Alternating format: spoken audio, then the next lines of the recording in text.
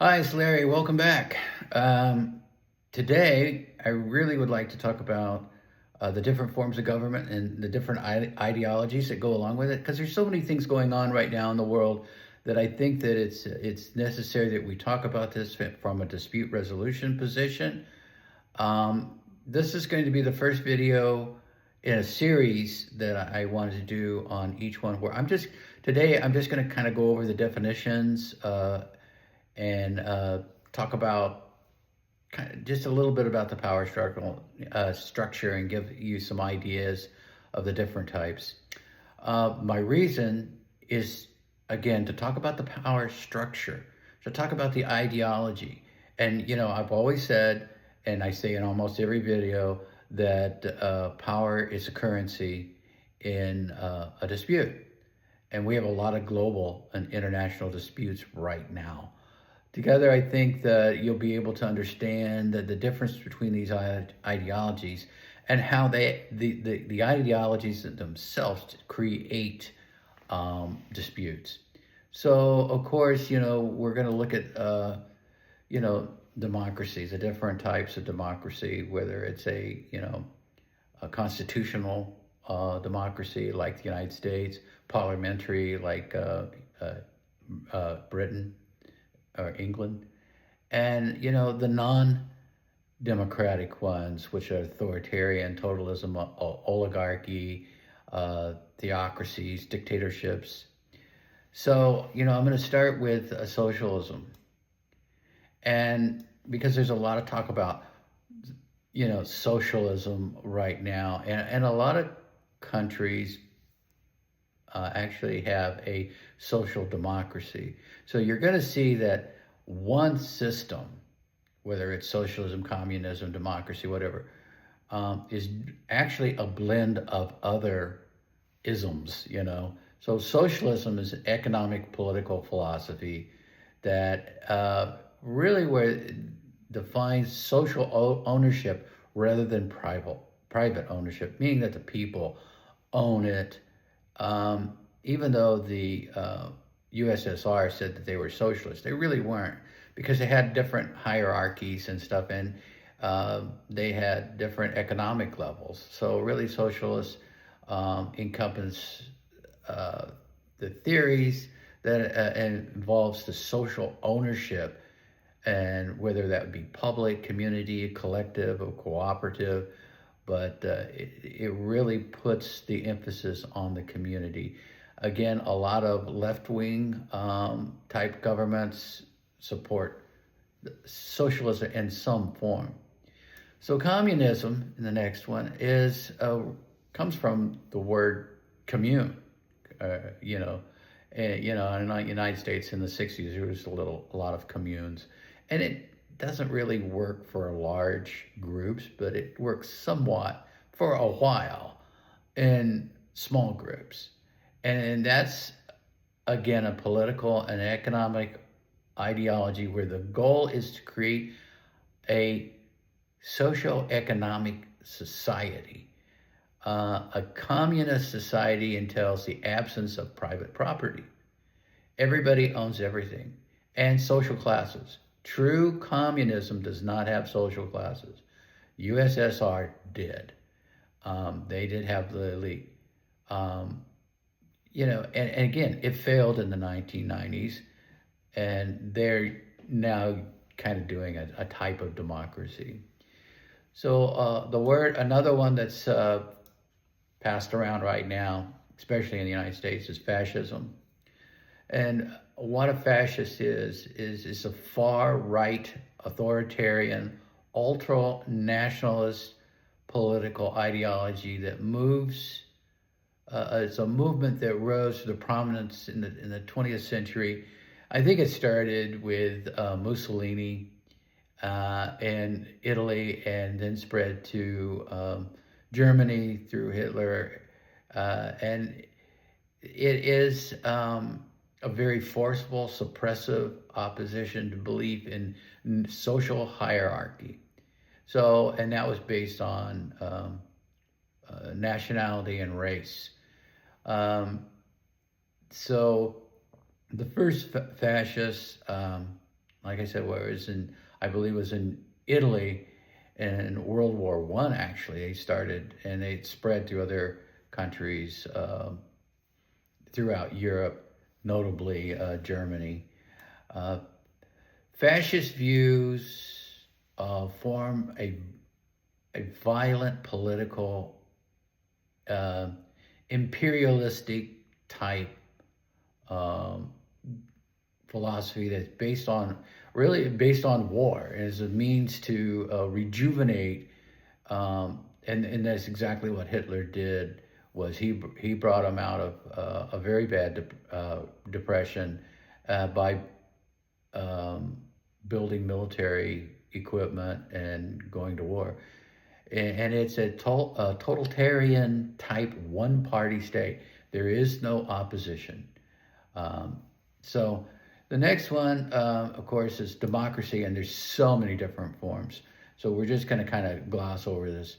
Um, so a parliamentary system, which is used in England and a lot of other countries, uh, it's based on a fusion of power, where the system is you have a head of a government, some kind of an executive, and their democracy legitimacy is from their ability to command and support. And they have the different parties, and you know it's fun to watch the English Parliament, because they like to yell at each other, but it's they talk out. It seems very chaotic, and democracy in itself was kind of intended to be confrontational, so you could hear the voices of other people, and that was the whole thing. So you would get multiple ideas, and a lot of people say that that's one of the problems with a democracy, is that there's too many people talking, too many chefs in the kitchen. So the next one is a constitutional or supreme law type, and that's what we have in the United States, where our democracy is based on the Constitution. However, the Constitution does not mention democracy at all. It talks about a republic. So the next one I'm going to talk about, and again, I'm just doing overviews here, theocracy. Theocracy is a type of government that falls under, it's also an autocracy, and oligarchs also fall in there. But it is based on deities that, like Iran with Allah. And so they base it as a religious type of government where religion is their power. Next one is a monarchy, which we really don't have too many monarchies anymore. Saudi Arabia is a monarchy. A lot of them, we have monarchies in some European countries, but they really have taken a back seat to democracy. And, democracy gains their power through inheritance originally. And so it was, you were a blue blood, you were a true, you inherited the throne type government. Dictatorships, and it's interesting, dictatorships, and we also talk about oligarchies. Oligarchy kind of means ruled by a few and ruled to command. So it's a form of government where the power rests in a small number of people, generally based on their nobility or their wealth. And right now, most of the oligarchies are, that I can think of off the top of my head, are based on wealth.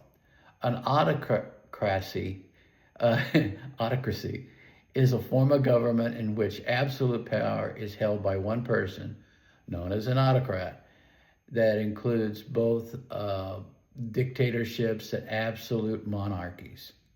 So, a lot of the monarchs in the past were dictators.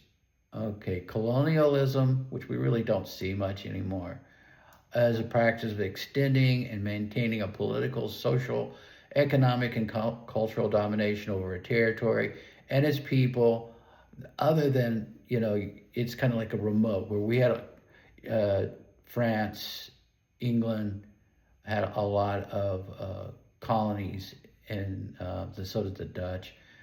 In the 18th and early 19th century, most of them disbanded for obvious reasons. While it's kind of an imperialistic type project, colonialism functions as the differences between the targeted land and the people, and that the people that are being colonized. So capitalism, which we practice a certain amount of capitalism in the United States, and we're known as a capitalistic country. It's based on private ownership to the means of production and their use of obtaining profit. So it's really talking about, profit. The whole thing is driven by profit. Some people will say it's driven by greed.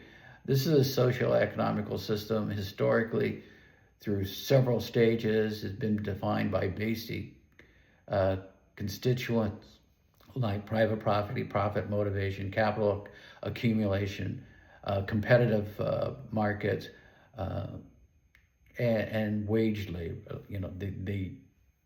That was one of the problems, that they didn't want to pay.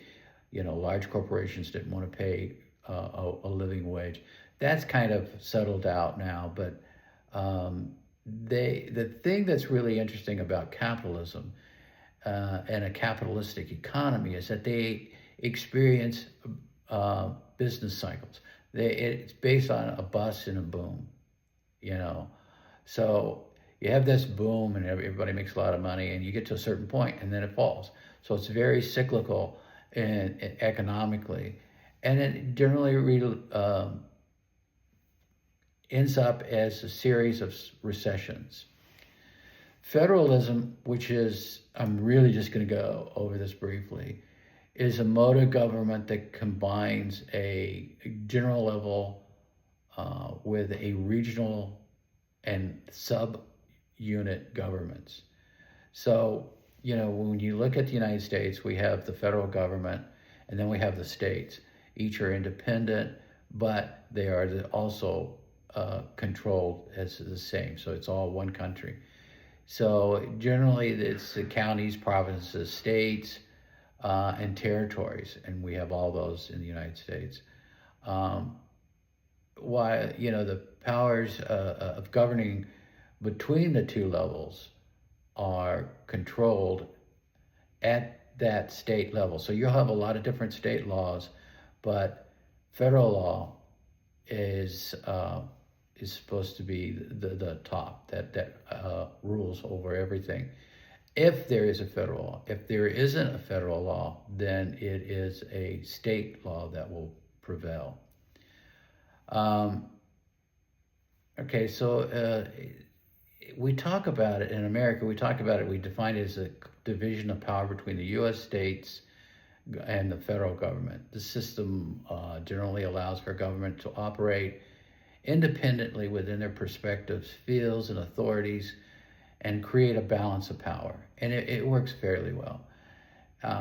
However, there have been a lot of people and they call themselves federalists, that want to take all the power back to the state. But that's why the Constitution is written the way that it is. You can't have, 50 different laws, which we do to some extent. But the federal law is like the minimum set, and then the states can do whatever they want after that.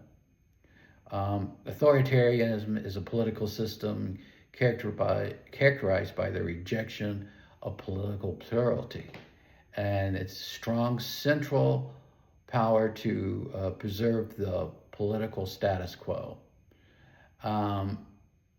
In democracy, we talk about the separation of power and civil liberties and the rule of law to get rid of authoritarianism. So authoritarian regimes may be either an autocratic or oligarchic, and they're based upon the rule of a party, or the military. And so the concentration of power is in a single person. And that is what we have with our separation of powers in the United States. That's all I have for now. We will go into these in more depth, and I'll start talking about the power structure, and you'll start seeing how I want to develop this out to where you can see how disputes are going to arise internationally when you have these different systems working with each other. Please check, like, and subscribe if you like what you hear. And I will be back later, and I'll try to do one of these each week. I'll post them on Fridays if I can, so we can go into more depth with these. Thank you, and have a great day.